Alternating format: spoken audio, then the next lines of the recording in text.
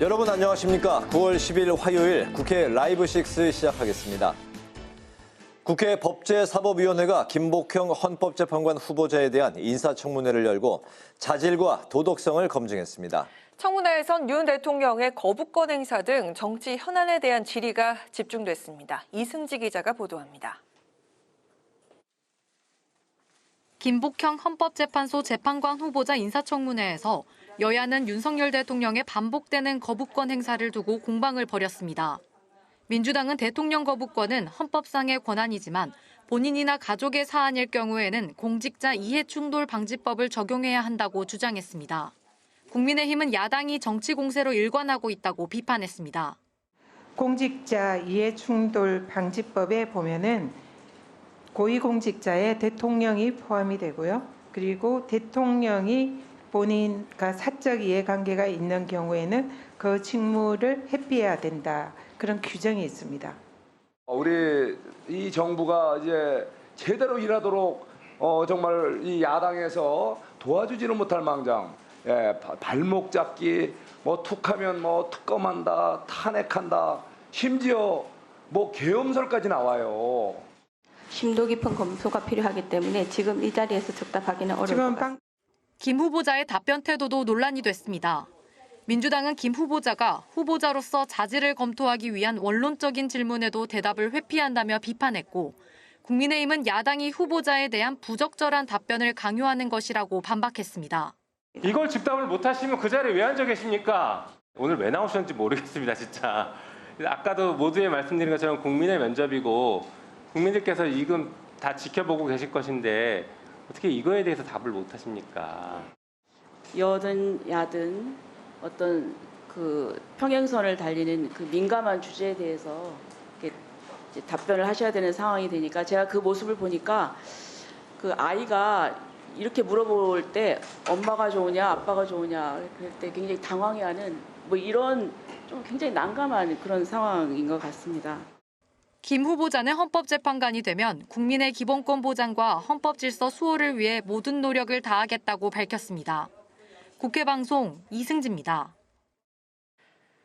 국회가 어제부터 나흘간의 대정부 질문에 돌입한 가운데 오늘 외교, 통일, 안보 분야에 대한 대정부 질문 시작 시간이 오후 2시에서 7시로 미뤄졌습니다. 조태열 외교부 장관과 김용현 국방부 장관이 우리나라가 공동 주최한 인공지능의 군사적 이용에 관한 고위급 회의 참석을 사유로 오늘 대정부 질문에 불출석하겠다고 한 게 알려지면서입니다. 더불어민주당은 국무위원들이 중대하고 특별한 사유 없이 대정부 질문에 불출석하는 것은 국회와 헌법을 무시하는 것이라며 국회에 출석해 헌법상 의무를 다하라고 강조했습니다. 반면 국민의힘은 장관이 참석하지 못하면 차관이 대리 참석하게 되어 있다고 설명하며 두 장관의 불참은 이미 양당과 국회의장의 허가를 얻어 이루어진 것이라고 반박했습니다. 하지만 여야 합의로 장관들의 출석이 가능한 오후 7시로 대정부 질문 시간을 연기했습니다. 의료계의 강경한 입장에 협의체 출범이 난항을 겪고 있는 가운데 국민의힘이 2026년 의대 증원 계획을 원점에서 재논의할 수 있다며 의료계의 참여를 거듭 촉구했습니다. 다만 내년 증원 문제와 책임자 처벌 요구에는 선을 그으며 조건 없이 만나자고 강조했습니다. 강민지 기자의 보도입니다. 국민의힘이 내후년 의대 증원 문제에 대한 협상 가능성을 제시하며 의료계 달래기에 나섰습니다. 2026학년도 의대 정원 등 의료계획에 대해 원점에서 논의 가능하다고 밝히고 의료계에서도 조속히 협의체에 함께 참여해 주십시오. 하지만 의료계의 내년 의대 증원 백지화와 책임자 경질 요구 등에 대해서는 수용 불가 입장을 확고히 했습니다. 공직자 인사 문제는 여야 의정 협의체의 출범에 직접적인 연관성을 갖고 있는 그런 본질적 문제는 아니다 이렇게. 한동훈 대표 또한 협의체 출범에 어떤 전제 조건이 있어선 안 된다면서도 우선 대화의 출발이 무엇보다 중요한 만큼 어떤 의제도 올릴 수 있다는 여지를 남겨뒀습니다. 국민의힘은 추석 전 여야 의정 협의체 출범을 목표로 의료계 설득에도 당력을 집중하고 있습니다. 한동훈 대표가 직접 의료계 인사들을 만나고 있고 소속 의원들에게도 의료계와 소통에 나서줄 것을 당부한 것으로 전해졌습니다. 국민의힘은 오늘 15개 의료단체에 협의체 참여를 촉구하는 공문을 보내기도 했습니다. 당은 연휴 전까지 최대한 접촉을 이어간다는 방침인 가운데 한동훈 대표는 내일 경남의 한 대학병원 응급실을 찾아 의료계 현장 목소리를 들을 예정입니다. 국회방송 강민지입니다. 더불어민주당은 여야 의정 협의체 구성을 위해 의료계를 향한 대통령의 사과와 성의 있는 설득이 필요하다고 밝혔습니다. 민주당은 오늘 10일 본회의에 김건희 여사 특검법의 상정을 검토하고 있습니다. 이소희 기자가 보도합니다. 더불어민주당은 여야 의정 협의체 가동을 위해 대통령의 사과와 책임자 문책 등 의료계의 요구사항을 수용해야 한다고 밝혔습니다. 윤석열 대통령은 이 정부의 정책 실패를 분명하게 인정하고 국민 앞에 사과해야 합니다. 또 졸속적인 정책으로 의료 대란을 초래한 보건복지부 조규홍 장관과 박민수 차관에 대해서도 경질해야 합니다. 진성준 정책위 의장은 의료계가 주장하는 내년도 의대 증원 재검토는 현실적으로 어렵지만 정부가 논의의 가능성을 열어야 한다고 주장했습니다. 특히 의료계가 협의체에 참여하지 않으면 민주당도 참여하지 않겠다는 뜻을 내비쳤습니다. 한편 민주당은 김건희 여사 특검법의 12일 본회의 상정을 검토하고 있습니다. 민주당은 내일 법사위 전체 회의에서 김 여사 특검법을 처리한 뒤 본회의로 넘기겠다는 계획입니다. 민주당은 명품백 수수 의혹에 이어 총선 공천에도 김 여사가 개입한 의혹이 있다며 특검 추진의 이유를 밝혔습니다. 검찰의 수사 의지 없음은 이미 확인됐습니다. 특검이 유일한 답입니다. 민주당은 김 여사의 제21회 총선 공천 개입 의혹까지 포함한 김건희 특검법을 반드시 처리하겠습니다. 이재명표 법안인 지역화폐법도 12일 본회의에서 처리될 것으로 보입니다. 국회방송 이소희입니다.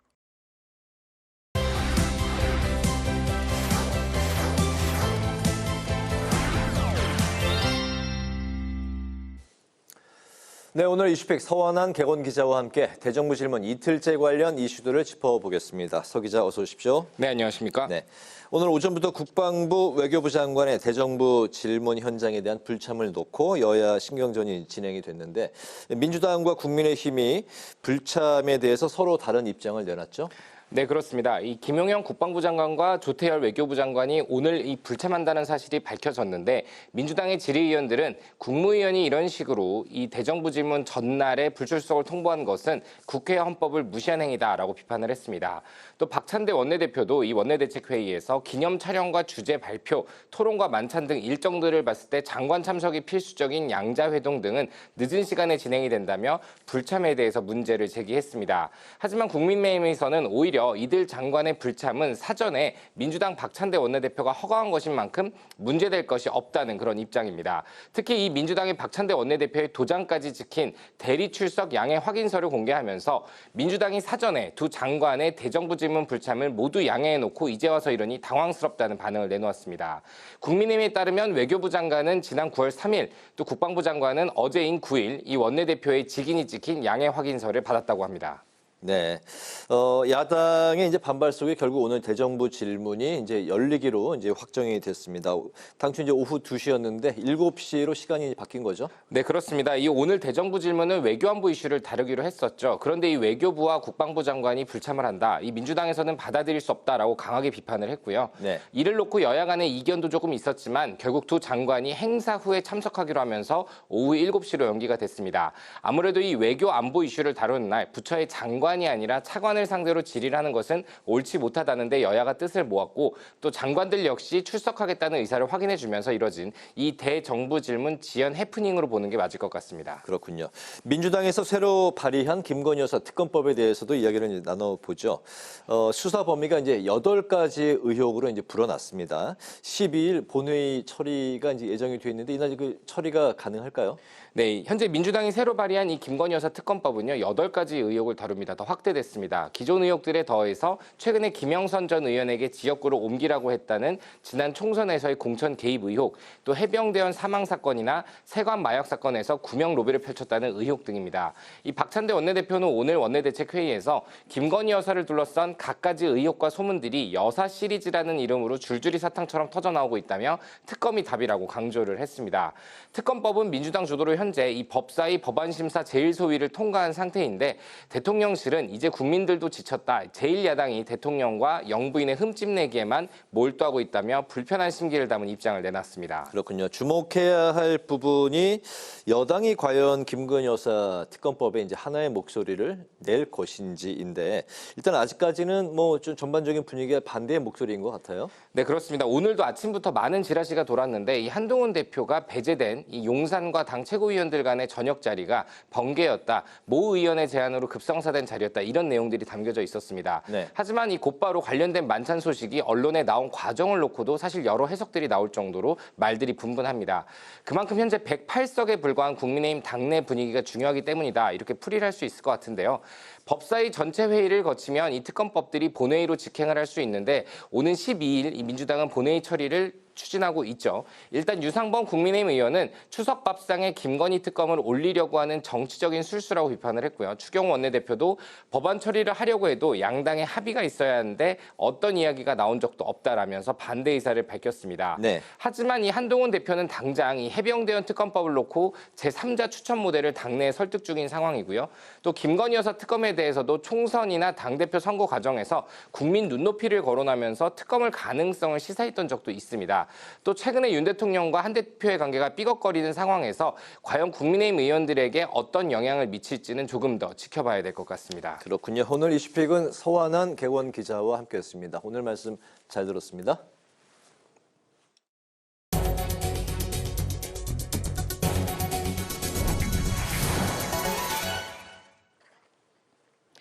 내년 1월 시행 예정인 금융투자소득세를 놓고 정치권 논란이 계속되고 있습니다. 국민의힘 김상훈 정책위 의장은 원내대책회의에서 민주당 지도부에서 금투세 유예 발언이 나오는 등 금투세 폐지 공감대가 확산되고 있다며 민주당의 결단을 촉구했습니다. 금투세 도입을 두고 찬반으로 의견이 나눠진 더불어민주당은 오는 24일 금투세 공개 토론회를 개최해 의견을 수렴한 뒤 당론을 확정할 방침입니다. 국민의힘과 정부가 농축산단체와 민당정 협의회를 열고 쌀과 한우의 수급 안정 대책을 논의했습니다. 당정은 올해 쌀 공급 과잉이 예상된다며 수학기 쌀값의 조기 안정을 위해 2만 헥타르의 밥쌀 재배 면적을 즉시 격리하기로 했습니다. 또 올해 한우 수급 안정을 위해 암소 1만 마리를 추가로 감축하고 사료 구매 자금 상환을 1년 연장하기로 했습니다. 야당이 방송통신심의위원회 사무실 등을 압수수색한 경찰에게 공익제보자 색출을 중단하라고 촉구했습니다. 국회 과방위 소속 야당 의원들은 기자회견을 열고 유일임 방통심의위원장의 민원사주 실체를 수사해야 할 경찰이 공익제보자 색출에 팔을 걷어붙였다며 정권의 하명수사라고 규탄했습니다. 김현 과방위 야당 간사는 오는 13일 유일임 방통심의위원장을 출석시켜 공익제보자 탄압에 대한 긴급 현안 질의를 실시하겠다고 밝혔습니다. 우원식 국회의장이 22대 국회에서 입법권과 예산권 등 실질적 권한을 가진 상설 기후특위를 설치해야 한다고 강조했습니다. 우 의장은 국회의원과 직원들을 대상으로 기후위기 특강에서 기후위기는 절박한 생존의 문제, 미래의 문제로 받아들이고 내가 지구를 지켜야 한다는 의지로 나서야 한다고 밝혔습니다. 우 의장은 또 2031년 이후 구체적인 온실가스 감축 목표를 설정하지 않은 탄소 중립 기본법의 헌법 불합치 결정 등을 언급하면서 국회 책임과 노력이 어느 때보다 중요한 시점이라고 힘주어 말했습니다.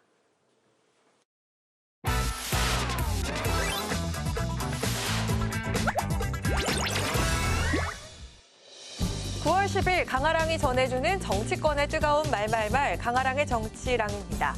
오늘 주제는 25만 원법 방기입니다.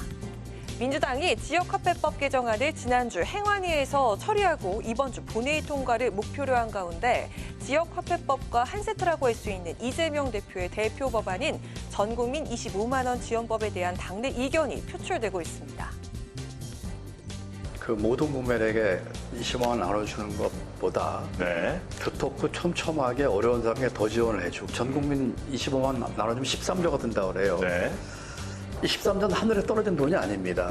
지난번에 전 국민 재난지원금 줬을 때 그게 소비랑 연결되는 그 개수가 높지 않았어요. 이에 이재명 대표의 멘토이자 지역화폐 정책을 설계했던 이한주 민주연구원장이 아쉬움을 드러내면서도 논의가 가능하다는 열린 입장을 밝혔는데요. 김동연 지사가 틀린 건 아니지만 또 보는 시각이 너무 작은 거를 보고 계신 건 아닌가. 뭐 25만 원이 부담스럽다고 생각하시면 좀 줄일 수도 있고 전체를 다 주는 게 불편하다고 생각하시면 선별 지원도 할 수 있고요. 효과를 측정했었던 사람으로서 이거는 저희들 말을 믿으셔야 합니다. 정말 효과가 더블입니다. 소득에 상관없이 국민 전체를 대상으로 하면 13조 원 예산을 무차별로 살포하는 것과 다르지 않다는 분석과 함께 김동연 지사의 이 같은 13조 원 발언이 주목받기도 했는데요. 당 내부에서 자기가 속한 당의 바람을 빼는 것이다, 대권 행보를 위한 차별하다 등의 비판이 이어지기도 했습니다. 같은 당이라고 똑같지 않아요. 25만 원도 좀 어려운 우리 서민 국민들을 위해서 지급하자 하는 것은 찬성합니다. 그런데 박찬대 원내대표 연설을 통해서 선별적도 좋다 이런 타협안을 냈잖아요. 그렇기 때문에 저는 김동연 지사가 다 똑같을 수는 없는 거다. 김동연 지사가 반대한 거는 전 국민 25만 원 국민 민생지원금을 반대한 것이고 지역화폐를 반대한 건 아닙니다. 경기도가 가장 강하게 추진하는 게 지역화폐 정책이기 때문에 꼭 잘 추진해서 쓰고 있습니다. 국민의힘은 김동연 지사가 반대 입장을 낸 것에 대해 김 지사가 민주당 1호 당론인 이재명표 13조 현금 살포법에 정면으로 반기를 들었다면서 민주당 내부에서조차 정책의 비현실성과 우선순위에 대한 반성의 목소리가 나오기 시작한 것이라고 평가했습니다. 경제정책 전문가인 김 지사는 지난 문재인 정권에서도 소득주도 성장을 비판하며 최저임금 속도 조절론을 제기해 주목을 받은 바가 있었죠. 김 지사의 이 같은 반대 목소리가 차기 대권을 염두에 둔 중도층 공략의 일환이란 분석도 나오고 있습니다. 김동연 지사가 쏘아올린 전국민 25만 원 지원법에 대한 반대 목소리가 향후 어떤 영향을 미칠지 귀추가 주목됩니다. 지금까지 강아랑의 정치랑이었습니다.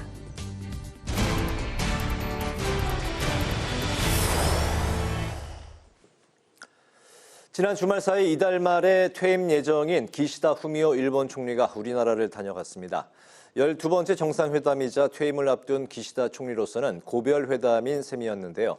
국회 국방위원이신 안규백 더불어민주당 의원께 한일 회담 평가를 비롯한 민주당 상황을 직접 들어보도록 하겠습니다. 의원님 안녕하십니까? 안녕하세요. 네, 반갑습니다. 안규백입니다.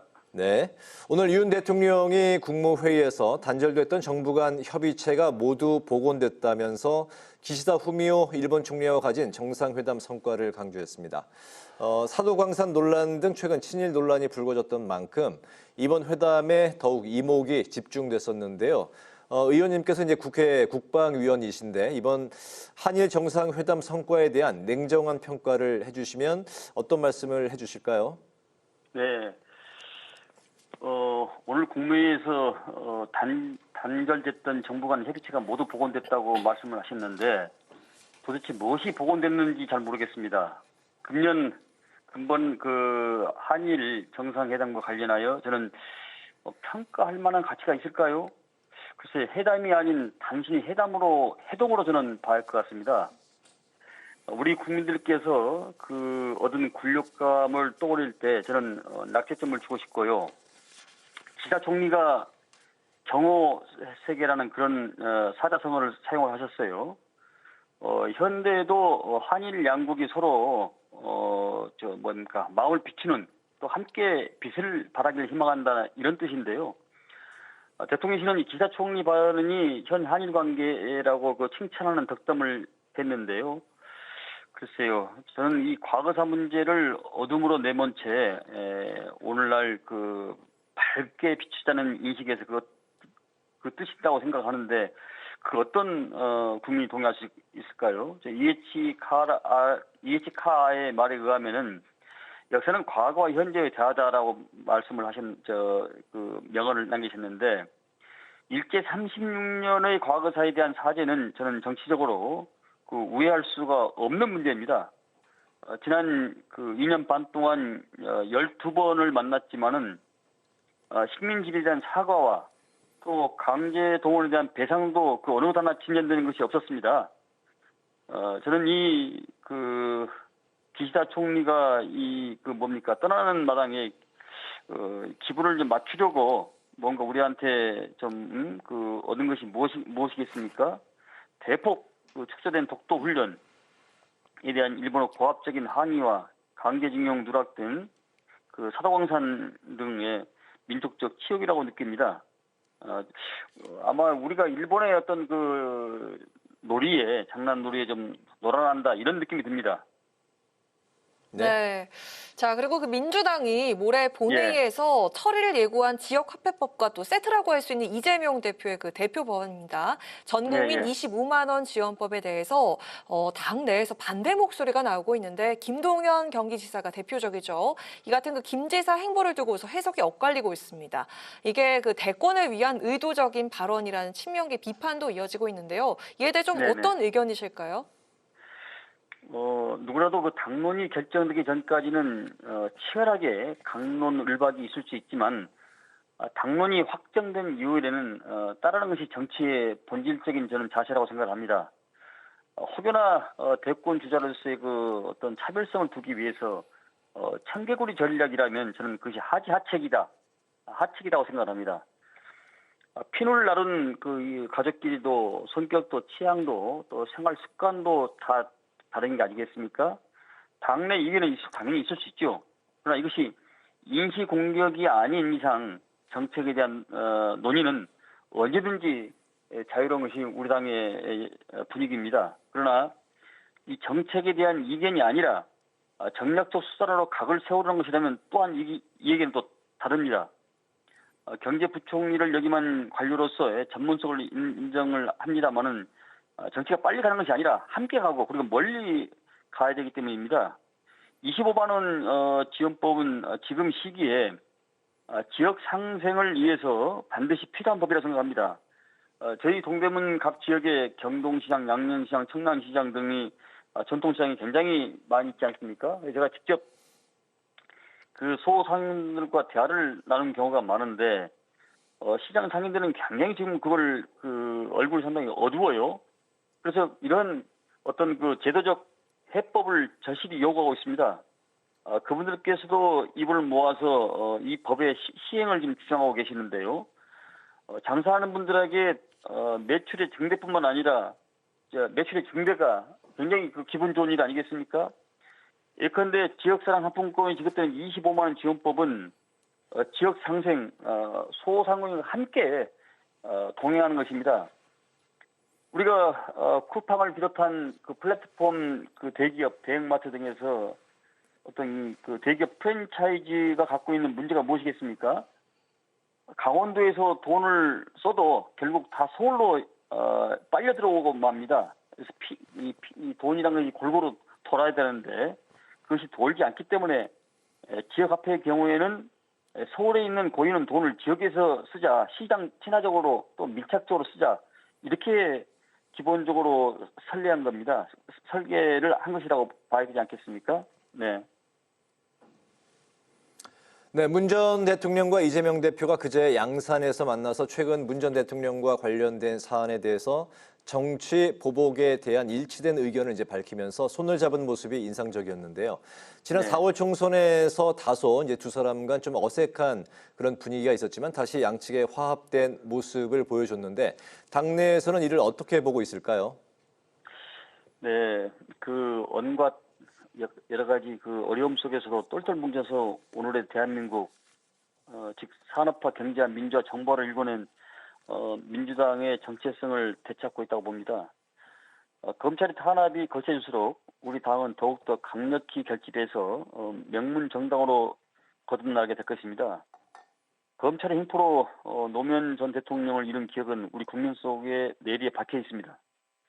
검찰의 칼날이 노골적으로 현 대표와 전직 대통령을 향해서 겨뤄진 이상 저는 자시할 수 없다고 생각합니다. 특히 확정되지 않는 사실을 유포해서 언론 플레이로 전국을 뒤집는 시도가 있다면 적극 저는 대응을 해야 한다고 보고요. 그렇게 할수록 더욱더 단단해지는 강철처럼 우리 당은 이재명 대표와 문재인 대통령이 그리고 정권으로부터 탄압받는 모든 당원 동지들을 지켜낼 것이고요. 제가 처음에서 말씀을 드리면은 지난 공천 당시에 제가 전략공천위원장을 맡지 않았습니까? 그래서 최적의 공천을 위해서는 동분서주를 했습니다.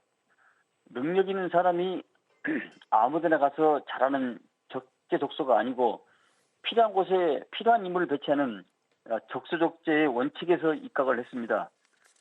상대당이 상당히 전례 없는 그 어려움을 겪고 참편한 이유 중에 하나가 저는 이 적수적재의 원칙을 지키지 않았기 때문이라고 저는 그 평가를 합니다.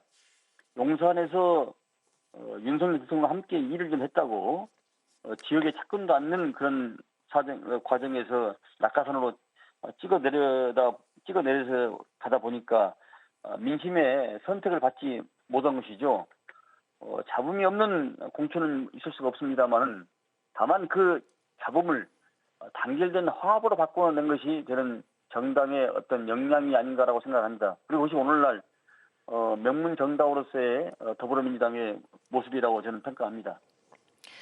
네, 오늘 말씀 여기까지 듣겠습니다. 고맙습니다. 네. 지금까지 민주당 안규백 의원과 이야기 나눠봤습니다. 앵커 한마디를 처음 시작한 건 그래서 일단 저희가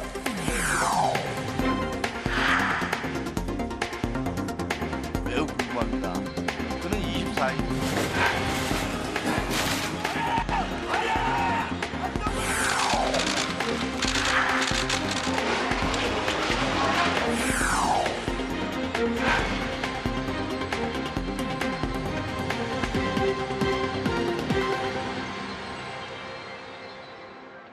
국회가 어제에 이어서 오는 12일까지 대정부 질문을 진행합니다. 의료 공백 책임론이 불거졌고 민주당이 김건희 여사 특검법과 해병대원 특검법을 상임위 소위에서 단독 처리해서 여야 간의 공방이 오갔는데요. 오늘은 국민의힘 김종혁 최고위원을 모시고 정치권 소식을 살펴보는 시간을 갖겠습니다. 어서 오십시오. 네, 반갑습니다. 반갑습니다. 안녕하세요. 예, 작년에 한번 출연하셨고 한 그래요? 1년여 만에 최고위원으로 오늘 다시 출연을. 그걸 좀 빨라요. 네네. 요즘 여기저기 이제 이렇게 활약이 참 많으신데 바쁘신데 또 저희 프로그램에 출연해 주셔서 감사드립니다. 예, 제가 영광입니다. 네, 일전에 그 한 2달 전인가 그때 이제 출연이 원래 예정이 돼 있었는데 맞아요. 코로나 맞아요. 코로나 제가 때문에 코로나 걸렸었어요. 오늘로 연기가 됐습니다. 예, 맞습니다.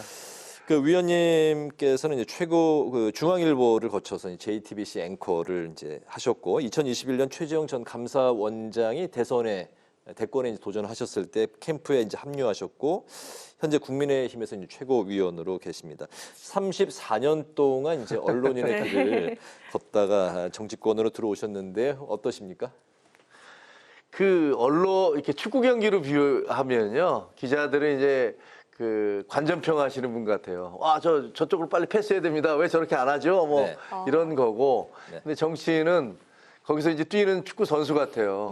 근데 관전평하기는 쉽잖아요. 아, 왜 저렇게 패스 안 하고 있습니까? 빨리 뛰어야죠. 이러는데 정작 그라운드에서 뛰는 사람은 한 5분만 뛰면 하늘이 노래지잖아요. 네. 그것처럼 이렇게 정치 현실은 훨씬 더 저희가 기자로서 바라볼 때보다 훨씬 더 힘들더라고요. 근데 공통적인 것도 있습니다. 우리는 공공의 선을 위해서 일하는 거잖아요. 네. 그러면 기자는 어떤 보도를 통해서 그 우리 사회가 제대로 더 나은 사회가 되도록 애쓰는 것이고, 그다음에 정치인들도 실질적으로 그렇게 그 소명에 맞게 하고 있는지 안 하는지를 여부를 떠나서 네. 정치의 목적 자체는 공공선을 위한 것이기 때문에 그 공통의 목적을 갖고 있다고 생각을 합니다. 그래서 기자가 됐든 혹은 정치인이 됐든 더 나은 세상, 제가 물려받은 세상보다는 더 나은 세상을 우리 다음 세대에게 물려주는 것, 그게 목표이고 그렇게 열심히 살고 있습니다. 34년 동안 언론인의 이제 길을 계속 이제 걷고 계셨으니까 물론 이제 적성에도 잘 맞으셨으니까 네. 그렇게 오랫동안 이제 계셨던 건데 정치인의 이제 길은 한 3, 4년 정도 이제 되셨는데 맞아요. 네. 어떻게 적성에는 잘 맞으세요? 그 뭐 선택의 여지가 없어요. 일단 시작을 했으니까. 그렇죠. 네, 정치라는 게 뭐 그런 얘기를 하더라고요. 일단 진입은 가능하지만 퇴출은 죽어서야 가능하다. 뭐 이런 얘기 농담으로들 하는데 네. 일단 한번 들어오고 나면은 어쨌든 굉장히 그 모든 것들을 다 전력 투구해야 되는 곳이 정치판인 것 같아요. 네네. 적성 여부를 뭐 생각할 여지도 없이 그냥 일들이 너무 많이 터져갖고요. 네. 그냥 하루하루 목숨 걸고 달려가고 있습니다. 네. 자, 그럼 본격적으로 정치 현안을 좀 살펴보도록 네. 하겠습니다. 그 야당이 어제 김건희 여사 특검법과 제3자 추천 방식의 해병대 특검법을 국회 법사위 법안 소위에서 단독 처리를 했습니다. 10일 본회의에서 강행 처리를 하겠다 이런 방침인 것 같은데요. 대통령실은 이 수사 대상에 실체가 없다면서 이제 국민도 지쳤을 것이다 이렇게 얘기를 했습니다. 이번 사안에 대해서 좀 어떤 입장 갖고 계실까요? 뭐 입장보다 조금 불행한 사태죠. 그리고 어제 대정부 질문도 보셨지만 네. 모든 질문이 대통령, 여사, 뭐 정치적인 공방으로 날이 새고 밤이 갔잖아요. 그러니까 그런 걸 보면서 국민들은 무슨 생각을 하실까? 아, 나는 먹고 살기가 힘들고 우리 경제 이렇게 어렵고 네. 뭐 소상공인들도 그렇고 자영업자들, 농민들 뭐 다들 힘들어요. 기업인들도. 근데 특히 이제 국제 환경도 아주 급격하게 변하고 있고요. 그래서 그런 부분들에 대한 어떤 날카로운 질문, 대안, 요구, 그리고 거기에 대한 정부의 답변 이런 것들이 있었으면 얼마나 좋을까 싶은데 사실 어저께 그 청문회를 보면서는 그건 정말 계속 무슨 정치 공방으로만 이어지고 있어서 참 서글프다라는 생각이 들었고요. 그다음에 네. 이 특검법과 관련해서는 특히 김건희 특검법과 관련해서는 저는 아니, 그러니까 온갖 의혹들을 그냥 다 쓸어 넣은 것 같아요. 예를 들면 도이치모터스와 관련해서는 이제 12일 날인가 2심 판결이 나오지 않습니까? 네. 그 2심 판결 나올 때까지 좀 기다려줄 수 없나요?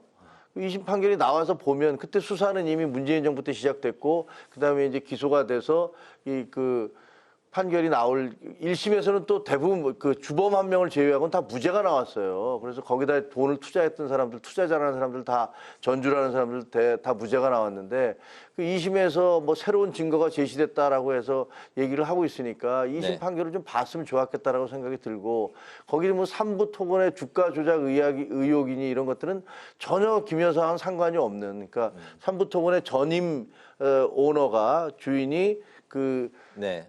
그 해병대 사건과 관련이 있는 이종 뭐 그분하고 이렇게 서로 알고 지냈는데 그런데 그 주가가 올라갔으니까 아, 이 사람을 알고 지냈으니까 결국 김건희 여사도 뭔가 영향을 미친 게 아니냐라는 식의 정말로 추정에 추정을 거듭해서 그거를 특검 안에다 집어넣겠다고 하고 네. 그다음에 그 무슨 저 창원에서 있었던 그 선거와 관련해서 거기에 무슨 그 공천에 개입을 한 게 아니냐라는 네. 그냥 언론 보도 한 줄 난 거를 가지고서 또 거기다 특검법을 집어넣고 그러면 도대체 이 세상에 특검에 안 걸릴 사람이 어디 있을까 이런 생각이 들어요. 그래서 특검이라는 것은 정말로 심각한 그 검찰 수사로 밝혀질 수 없고 미진할 때 하는 것인데 네. 너무 남발을 하다 보니까 이제는 마치 그냥 늑대 소년처럼 이 그냥 그 말의 신빙성이 많이 떨어지고 있다.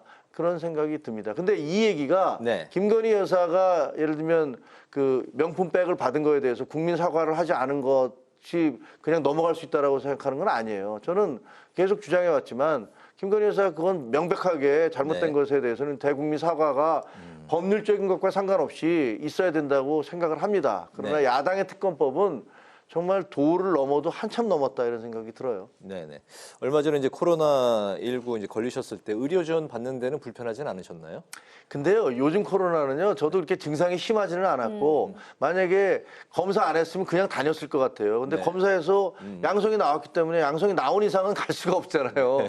그래서 그냥 한 일주일 정도, 아이, 뭐, 넘어진 겸에 쉬어가자고 힘든데 좀 쉬자 그래갖고 쉬었습니다만 네네. 뭐 그냥 약국에 가서 약 받아 먹고요. 병원에 갔더니 뭐 약 처방해 주더라고요. 네네. 그래서 먹고 그냥 별 문제 없이 났습니다. 예. 제가 왜 그 질문을 드렸냐면 이제 저 같은 경우는 아이가 이제 밤에 갑자기 고열이 나서 이제 응급실 뺑뺑이를 이제 경험해 봤기 때문에 예. 최근에 이제 의료 공백이 이렇게 이제 장기화되면서 네. 여야가 이제 여야 의정 협의체 구성을 하려고 네. 현재 노력 중인데 어쨌든 의료계가 아직까지 이제 참여를 하지 않고 네. 국민의힘은 이제 대승적인 차원에서 의료계 이제 참여를 독려하고 있고 네. 민주당은 정부 태도 변화에 이제 좀 방점을 찍고 있는 것 같아요. 뭐 대통령의 사과 뭐 이런 것들 그리고 이제 책임자 처벌 뭐 이런 것들을 좀 언급을 하고 있습니다. 의료계가 이제 대화의 장으로 나오게 하는 게 관건인 것 같은데요. 위원님께서는 좀 어떤 입장이실까요? 그 저희는 이제 오늘 오후에 그 한동훈 대표가 또 기자회견을 했더라고요. 그러면서 거기서 그 2025년이든 26년이든 무슨 책임자 처벌이든 그런 거 따질 것 없이 다 와서 얘기를 합시다. 라고까지 얘기를 했더라고요. 네. 그리고 사실 어저께 최고위원회를 열면서 저희들한테 그 여기 계신 최고위원들 그리고 여기 계신 당직자 모든 분들이 의사 단체라든가 의사 아는 분들에게 다 연락을 해달라. 그래서 꼭 이걸 해결해야 되는데 우리가 총력전으로 나서자. 네. 이렇게 얘기를 했어요. 그리고 본인도 일요일부터 계속 전화를 하고 있다고 하시고 또 내일이 이제 부산에 내려가는데 그 행사 마치고 나서 또 응급실도 방문을 하고 그 저희로서는 그 의사분들의 다친 마음을 열기 위해서 최선을 다하고 있습니다. 그런데 이제 이분에 있어서 저는 야당의 태도는 좀 아쉬워요. 왜냐하면 그동안에 7개월 동안 이 의료 대란이 계속 진행될 때 저희는 여당의 입장이기 때문에 사실 정부와 교회를 같이 해야 되기 때문에 발을 맞춰야 되기 때문에 저희 안을 막 내놓을 수는 없어요. 그러면서 계속 지켜보다 도저히 안 될 것 같아서 안을 내놨던 거거든요. 근데 야당 같은 경우는 자유롭잖아요. 얼마든지 자유롭게 안을 내놓을 수 있는데 단 하나의 안도 내놓지 않지 않았습니까? 그리고 의료계를 설득을 하고 그다음에 그들의 목소리를 반영하려는 어떠한 노력도 하지 않았어요. 네네. 근데 이제 와서 이게 여야 의정 협의회를 만들자 이렇게 저희 당에 이제 한동훈 대표가 제시를 해서 그게 자기들도 환영한다고 그랬잖아요. 본인들도 환영한다고 하셨는데 그래서 진행되려고 하니까 갑자기 또 발을 빼면서 대통령 사과부터 하고 처벌부터 해라. 아니 이런 경우잖아요. 집에 불이 났어. 근데 그 집주인이 옛날에 내가 싸웠던 사람이야. 그러니까 야, 너 나한테 사과하기 전에는 난 도와줄 수가 없어. 니네 집 타든지 뭐 가서 사람이 죽든지 이런 건 나는 신경 안 써. 이런 것과 뭐가 다릅니까? 그러니까 야당의 입장이 그 건너편 집에 이제 불구경하듯이 했다 이제 그렇게 이제 지금 그렇죠. 정치적인 이득만 얻으려고 하는 것 같아요. 지금 이제 포인트는 어쨌든 의료계를 대화의 장으로 데려와야 되는데 맞습니다. 의료계는 워낙에 강경한 게 이제 2025년도부터 백지화. 정부 입장은 내년은 이미 확정이 됐고 26년부터 백지화. 그런 논의는 가능하다. 여기가 지금 가장 첨예한 대립 지점인 것 같습니다. 그렇습니다. 네. 그래서 저희는 뭐 2026년은 원래 한동훈 대표가 얘기했을 때 정부의 반응은 굉장히 싸늘하고 차가웠잖아요. 절대 할 수 없어 이런 거였는데 이게 바뀌어서 좋아. 2026년은 제로 베이스에서 다시 하자. 라는데 지금 2025년이 남아 있어요. 근데 사실 수시 접수가 이미 시작됐어요. 그리고 교육 그 대기업이라든가 교육단체에서는 야 이걸 지금 바꾸면 그 교육계에 엄청난 대란이 벌어지기 때문에 이건 절대 안 돼 또 이렇게 얘기하고 있어요. 그러니까 정책이라는 게 첫 단추를 잘못 끼고 나면 이게 그 첫 단추 잘못 쥐었을 때 빨리 풀어갖고 그냥 입으면 되는데 그걸 계속 강요를 하다 보면 막 옷이 쭈글쭈글해지고 이상해지잖아요. 그런 상황이 돼버렸는데 저희는 뭐 한 대표가 얘기하셨지만 일단 2025년이든 26년이든 사실 이것도 굉장히 정부와는 좀 결이 다르기 때문에 저희로서는 하기 어려운 얘기예요. 하지만 그거보다는 국민들의 생명이 더 중요한 것이고 이 의료 대란을 풀어내는 게 중요하기 때문에 일단 들어오시라 라고 지금 저희는 호소하고 있는 거거든요. 그 의사분들도 뭐 그 심정도 알겠고 뭐 울분도 알겠고 알겠습니다만 가운을 입고 흰색 가운을 입고 졸업식을 할 때 환자의 생명을 무엇보다 중시하겠습니다라고 그렇게 선서를 하시고 히포크라테스 선서를 하시고 의사가 되시잖아요. 지금 이 상황에서 뭐 이렇게까지 저희도 그 당에서 집권당에서 동분서주하면서 노력을 하고 있는데 거기에 이제는 좀 반응을 보여주시는 것이 옳지 않을까 이렇게 기대를 하고 있습니다. 네. 네, 이 의료 개혁에 대한 논의를 그 윤 대통령과 일부 그 여당 지도부 그리고 중진 의원과 또 깜짝 만찬을 통해서 좀 논의가 됐다 이게 좀 보도가 됐잖아요. 그래서 그 위원님께서 어제 또 말씀하신 그 발언이 대서특필되기도 했더라고요. 이게 좀 아침에 보도가 된 것은 좀 특이하다 이렇게 말씀하셨던 거 좀 각기 뭐 해석도 많이 나오고 있는 것 같은데 좀 그 위원님이 생각하시는 거 좀 더 저희가 구체적으로 들어볼 수 있을까요? 그 이제 일요일 날 대통령이 몇 분하고 만찬을 했다는데 네. 사실 아직도 그 누구하고 만찬했는지가 정확한 인원이 밝혀진 게 아니에요. 네. 그래서 지금 뭐 인유한 의원은 본인이 갔었다고 시인을 하셨고 그다음에 김민전 의원은 뭐 안 갔다고 얘기를 하시는데 다른 분들은 갔다는 얘기가 있고 네, 그렇게 보시죠. 윤석열 의원은 네. 뭐 갔다고 누가 얘기를 해주시던데 본인은 또 일체 기자들과의 접촉을 피하고 있고 네. 김재현 의원은 뭐 저한테까지 아침에 제가 전화를 걸었었거든요. 네. 아, 아침에. 오늘 통화하셨어요? 어제 아침에. 아, 어제요? 네네. 네. 어제 아침에 아니 그런 보도가 나오는데 어떻게 된 거예요? 그랬더니 나중에 이제 처음엔 전화를 안 받다가 나중에 전화가 와서 네.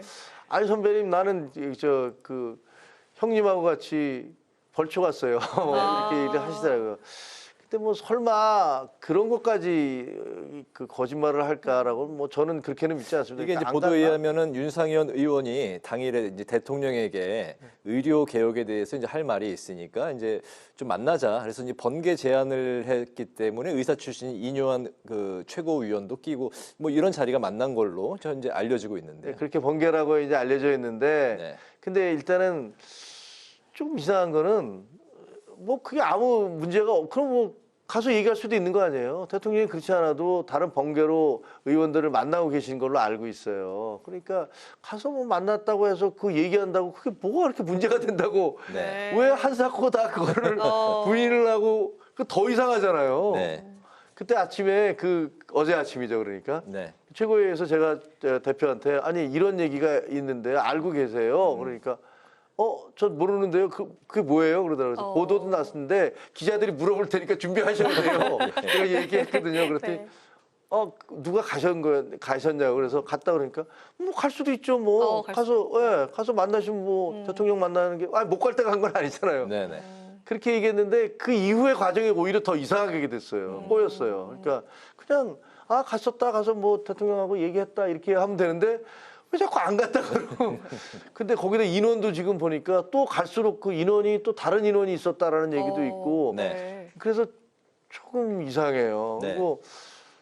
그리고 누가 얘기한 대로 그렇게 하면 한 대표를 부르셔갖고 같이 했으면 더 좋았을 걸. 뭐 이런 얘기도 들고 들리고 만약에 진짜 일부 보도된 대로 거기에 이른바 이제 친윤계다라고 하는 최고위원들만을 모셔다가 같이 식사를 했다면 좀 모양새가 좋아 보이지는 않잖아요. 네네. 왜냐하면 뭐 예정돼 있었던 최고의 만찬까지 추석 이후로 넘기고 추석 전에 하면 뭐 이상하다 그래서 추석 이후로 넘겼는데 거기는 또 왜 갑자기 불러서 그분들은 식사를 했나 그런 생각이 들고 또 그것을 뭐 제가 알기에는 그 용산에서 그걸 흘린 건 아니에요. 그거를 뭐 다른 과정을 통해서 그 취재 기자 얘기 들어보니까 다른 과정 참석했던 어떤 분을 통해서 확인을 했다고 하는 거 보니까. 그래서 아침에 이제 용산도 깜짝 놀라갖고 저 정부석과도 제가 통화해봤거든요. 네. 아니 이거 나도 몰랐는데 이게 뭐지? 뭐 이런 얘기들 하시는 걸로 봐서는 뭐 용산에서 그런 것 같지는 않은데 아무튼 좀 찜찜한 건 사실이에요. 알겠습니다. 마지막 그 질문으로 넘어가겠습니다. 금투세인데요. 내년 1월 1일 한 번 유예가 된 상황에서 이제 내년 1월부터 시행 예정인 금투세입니다. 논란이 이제 계속되고 있고 아직 민주당도 유예론이 좀 확산되고는 있지만 24일에 이제 공개 토론을 하고 그 이후에 이제 곧바로 입장을 이제 확정하는 그 안이 잡혀 있습니다. 국민의힘이 계속해서 이제 금투세 폐지를 이제 촉구하고 있는 상황. 앞으로 이제 금투세 관련한 논의 좀 어떻게 전개가 될 거라고 보십니까? 저희는 한동훈 대표가 그 여야 대표회담을 할 때 그 부분에 대해서 집중 논의를 하자라고 했고 심지어는 그냥 공개 토론을 합시다 대표들끼리 아니면 박찬대 원내대표하고라도 합시다 이런 얘기를 했거든요. 아니 저희 국민의힘이 금투세를 그 폐지해야 한다는 게 그게 무슨 어떤 소수의 그 부자들을 위해서 하는 게 아니잖아요. 수많은 어떤 우리 투자자들 그리고 우리 젊은이들이 많이 투자를 해요. 근데 이게 만약에 금투세라는 것들이 실제로는 사모펀드는 다 빠지고 외국인 투자자는 빠지고 우리 국내 투자자들에 대해서만 그렇게 세금을 만약에 부여하는 방식으로 가게 된다면 그러면 예를 들어서 많은 사람들이 야 이게 뭐야 그럼 나는 저 미국에다 투자할래 뭐 이런 식으로 빠져나갈 수도 있지 않습니까? 우리 증시가 굉장히 하향 저평가되고 있다는 게 사실이고 이게 밸류 업 돼야 된다는 것도 그러니까 가치가 상승돼야 된다는 것도 맞는 얘기잖아요. 저희가 주장하는 것은 이 대만에서 이 금투세를 도입했다가 30% 가까이 이게 그 장이 폭락을 하면서 결국은 이것을 포기를 했다가 다시 도입하려다 다시 포기했던 이런 일들이 있기 때문에 지금 현재처럼 우리가 증시가 어렵고 우리 국내 증시가 오히려 저평가된 상황에서 이걸 살려야 되기 때문에 이걸 해보자라는 것이고요. 그리고 이렇게 마치 무슨 뭐 무조건 돈 버는 사람들을 죄악시하거나 뭐 주택도 마찬가지고 증권도 마찬가지고 기업도 마찬가지고 누구든지 열심히 해서 돈 버는 것을 장려를 하는 게 아니라 그것을 죄악시하는 그런 응징적 법이라면 그건 안 되는 거고요. 그래서 논의를 하자고 그랬더니 민주당도 뭐 논의할 듯 하잖아요. 근데 지금 거기에 결론을 못 내리더라고요. 만약에 내년에 금투세 시행돼서 우리 증시 폭락하면 그 책임 그 이재명세라는 얘기 들으실 겁니까? 그래서 그 책임 지실 겁니까? 아니면 토론을 하시자고요. 토론. 네, 알겠습니다. 오늘 이제 파워 인터뷰 마칠 시간이 됐습니다. 오늘은 국민의힘 김종혁 최고위원을 모시고 여야 의정 협의체와 지구당 부활에 관한 말씀은 다음으로 좀 미뤄야겠네요. 네, 오늘 말씀 잘 들었습니다. 고맙습니다. 고맙습니다. 예. 오늘 국회 라이브 6 여기까지입니다. 시청해주신 여러분 고맙습니다.